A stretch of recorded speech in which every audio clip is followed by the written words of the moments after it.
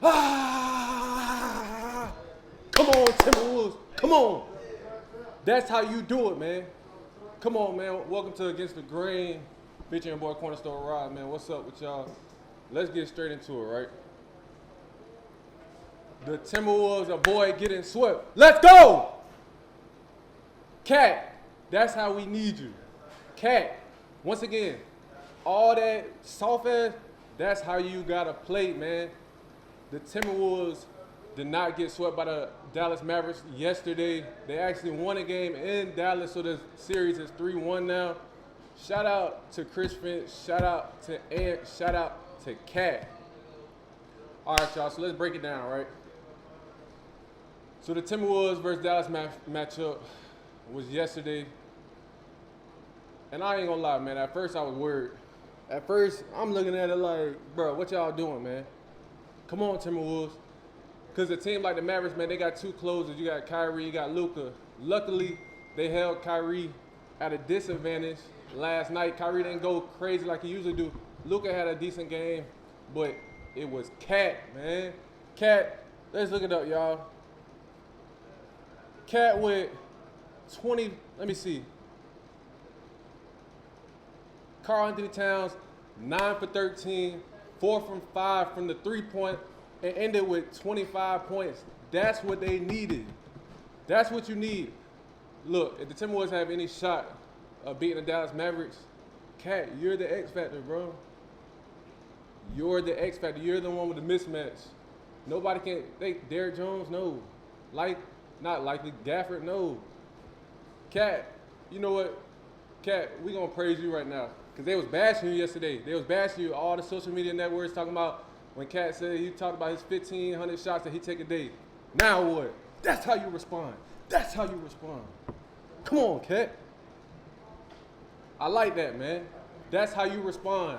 In an elimination game, when everybody talking about you, you go out there, you drop 25, you do 4 for 5 from the three-point line, showing the people, reminding the people, Cat, you still a shooter. You've been in a slump, but now you shooting. I love it. I love it. And shout out to Chris Finch, man. Chris Finch made some adjustments. I like the Kyle Anderson move. Kyle Anderson came in and played big for the Timberwolves. Kyle Anderson facilitated. He made costly screens so Cat could get up, open. And just the knowledge, just the defense on Luka. Now, did he stop Luka? No, nobody's gonna stop Luka, but he contained them, and that's all they asked for. Reid didn't even really play like that. He didn't really show up, and they still won, surprisingly. Rudy Gobert, he played all right. Still some soft-ass moments I've seen, but he played all right. But the Minnesota Timberwolves have life, y'all. They have life. If you ask me, you can still win in Game 5. You're going home tomorrow. Now, if you ask me, Ant's going to need a big game there. I think Kyrie and Luka, they are going to show up. They're professionals. They know that they have to respond. They just lost back at home in Dallas. So for them, they know that they're going to have to come out with the A game because I believe Timberwolves going to come out firing. But that's what we need, man. It's still hope. It's still hope. Timberwolves, come on, man. Shout out to Cat, man. We got to praise him, man. He did what, you know what I'm saying? They bashing him. Salute him when he show up, though, man. Key moment. The Celtics sweep the Pacers 4-0. I think we all seen that coming. I think the Pacers made it interesting. You know, they tried to, without Tyrese Halliburton, they tried to make it a close one, but down the stretch. See, this is why the superstars are so important. You got people like Jaylen Brown. Jaylen Brown actually won the Eastern Conference MVP. Now, people try to ask like, oh, is he better than Tatum, da-da-da-da. Let me break something down, y'all. When I watch Tatum play on this Celtics team, y'all do know Tatum's getting double, right? Not like JB don't get double, but Tatum is the number one option, so they double Tatum. I seen a play where Tatum caught the ball in the low post. He looking, and there's a double team, and JB was actually on the opposite action. He was on the opposite corner. Tatum dribbled it out, pump fake. JB wide open in the corner. Why? Because all the attention is really on Jason Tatum, and you can't leave the other dudes like Derek White and Drew Holiday because they're shooters. So my analysis on that, the Celtics, they getting ready, man. They did what they were supposed to do. They did what the Mavericks thought they was going to do last night. The Celtics took care of business in an easy not even an easy fashion, in a professional fashion, with JB coming up clutch, my fault. And that's what it is. Like, shout out to the Pacers. They had a hell of a season. You get better. You progress after that. You can't hang your head down. You just went against a better team. Shout out to Indiana Pacers. Next year, I feel like Tyrese Halliburton going to be even better. So that could be scary, because now they got a time to gel with Siakam in the offseason and training camp and everything like that. If you know, they got him from the trade deadline this past. So next year, he should be more, or the chemistry, let me change that. The chemistry should be more functional. You know what I'm saying? Like I said, one last thing about Jaylen Brown, he wins the Eastern Conference MVP. That's cool, man. JB showed up. He did what he was supposed to do. Like I said, I don't think he had the best defender, but I also don't believe the Pacers have good defenders anyway. So this was JB's series to take over and do what he did. And now the Boston Celtics move on to the finals, where they look to face the Mavericks or the Minnesota Timberwolves. I need y'all opinions on that, man. Boston back in the finals. What is it? They were just in the finals 2 years ago against Steph Curry. So this is a redemption for Jaylen Brown and Jason Tatum. So, that's a lot. Hey, and these boys, they don't play until next Thursday. The finals don't start until next Thursday. So the rest that they're going to get, I know they tuned into the Mavericks and Timberwolves game. That's why it was so important for the Mavericks to get rid of the Timberwolves yesterday. But the Timberwolves shine, man. The Timberwolves shine. And they stayed on course.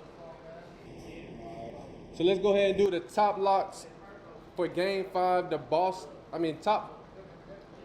locks for Game 5, the Mavs and the Timberwolves. Let's see. Because I seen something that I really had to. It's a player prop, right? So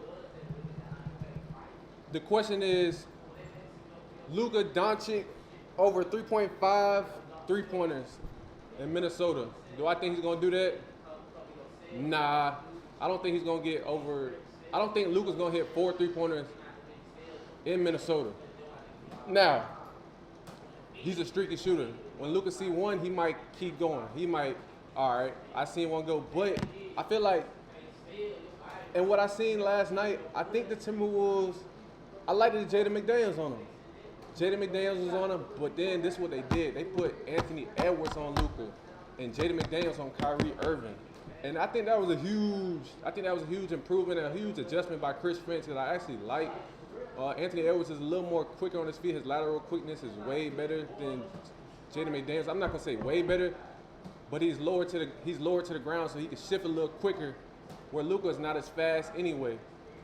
I'm not really sure why he gives Jaden McDaniels problem. Maybe it's the length, maybe it's the body, and Anthony Edwards is a little more thicker than Jaden McDaniels, so that could be why he played him a little better. Because he wasn't really moving Ant like that. He wasn't really shaking him. You know what I'm saying? Ant was using his feet, sliding side to side, lateral movement. And so I seen that adjustment by Chris Finch last night, and I actually liked it.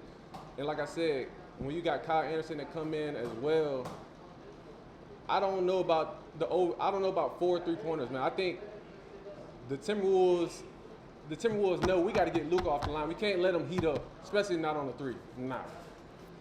If y'all let Luka heat up on the 3 tomorrow night, it's over with.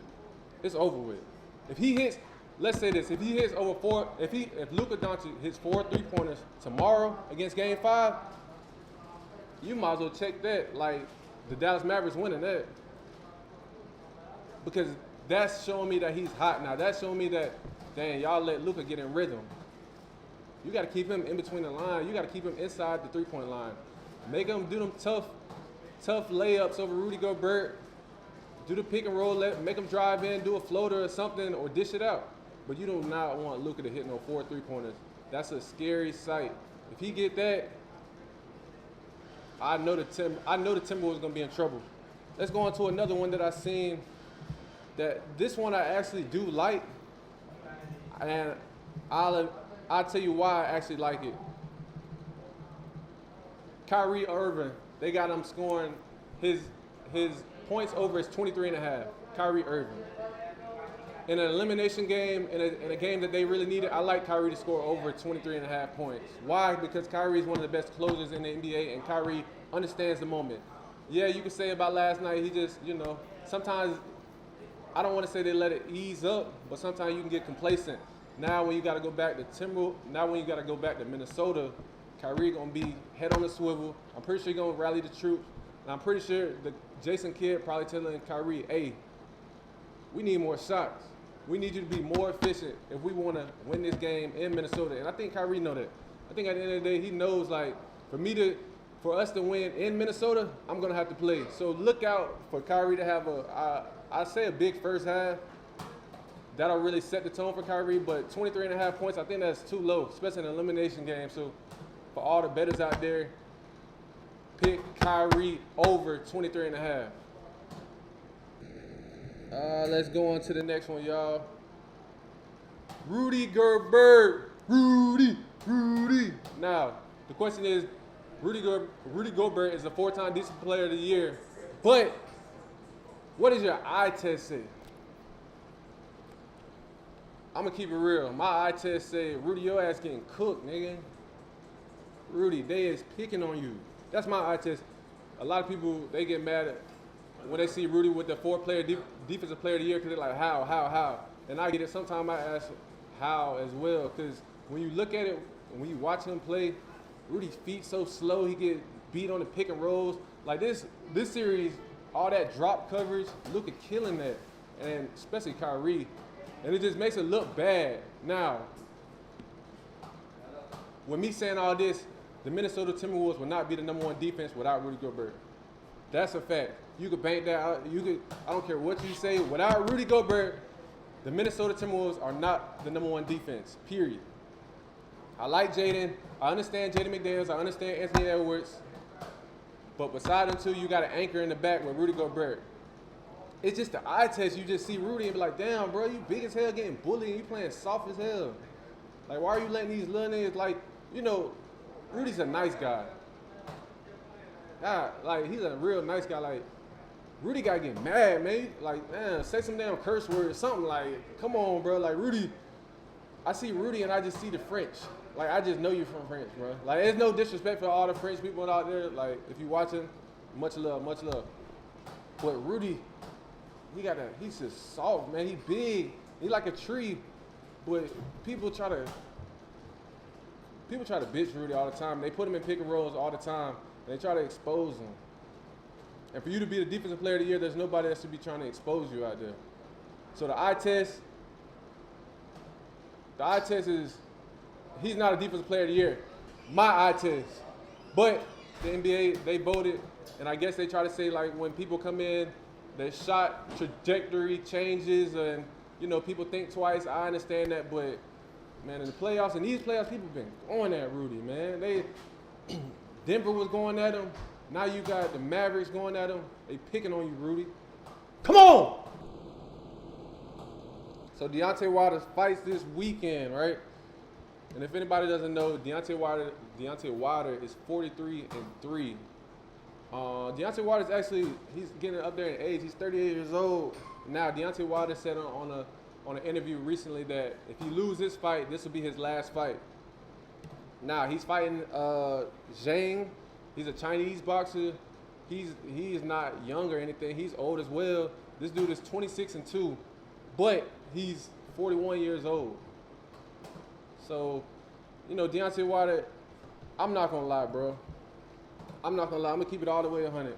Deontay Wilder, nobody's scared of the bronze bomber no more. I think people have figured you out. I think you took a step back, honestly. You know, but it's okay though. It's okay. You got a chance right now to prove yourself this weekend. But if you lose, bro, you gotta retire, bro. Like, I don't want to see, like, you supposed to be like a great, bro, and I don't want to see you, you know, the slope going down, like, cause you keep losing, and then the people that you're losing to is like, who are they? You know what I'm saying? So I feel like Deontay Wilder, you gotta prove to the fans that you still got this. See, the problem is you never develop. You never, you know what I'm saying? All you look for is that power. You always look for the one hitter quitter, and people figure that shit out, man. The coaches figured it out. All your opponents, they know, all right, all I gotta do is just watch out for his strong hand. You gotta develop. The one thing about Deontay Wilder that I don't like, you didn't develop, bro. You didn't develop. You're not elusive. I don't even think you combo. Like you just straight, bro. You gotta be, you know what I'm saying? Sit in the pocket, switch. See, that's why I like watching the people like Shakur and all that, because they throw combos. And people like Deontay Wilder, he's a heavyweight, but he's so athletic that he should be able to get angles. You know what I'm saying? When the last time y'all seen Wilder throw an uppercut in? You know what I'm saying? Duck, hook. Bro. It's none of that. What's going on with it? It's none of that. And that's the problem. Deontay Wilder, you never develop. And I think it's showing later in your career. Because you can't do that, man. Everybody, the game is out. The Bronze Bomber game is out. They figured the game plan out already. So you got some proving to do, bro. I don't know who this Chinese dude is. You better knock him out, though, bro. Because if you lose, hey, bro, get your ass out of the boxing, bro.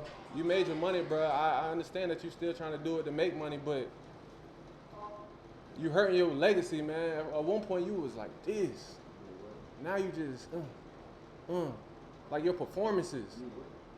You don't look the same. You don't look intimidated no more. Like nobody's scared of you no more. And so that's my reaction on the Bronze Bomber. Hopefully the Bronze Bomber show us something. I'm gonna be actually tuned in to watch it. But come on, Wilder, like, I ain't gonna lie, bro. Even if you don't, like, if you don't knock this person out, if you don't knock him out, I think you should retire. Like, if you don't knock this dude out, you should retire. Because I think you lost it. It's kind of like an Earl situation. Like, you're taking a step back, and I don't want you to take a leap back. Go out on your shield, man. Go out with at least a winning record. You know what I'm saying? I mean, not a winning record, but with at least some on top still. Like, don't go out when you getting old, niggas starting to whoop you. Like, nah, bro, I don't like that. I don't want to see you like that, Deontay. So, fight this weekend. Come on, man. Do something, nigga. Show us that you still got that. We know you're gonna throw the strong hand. We know what you're gonna do. But show a little more, get some angles going, and get a knockout, man. That's what the fans want to see. Yep. And so that's everything, man.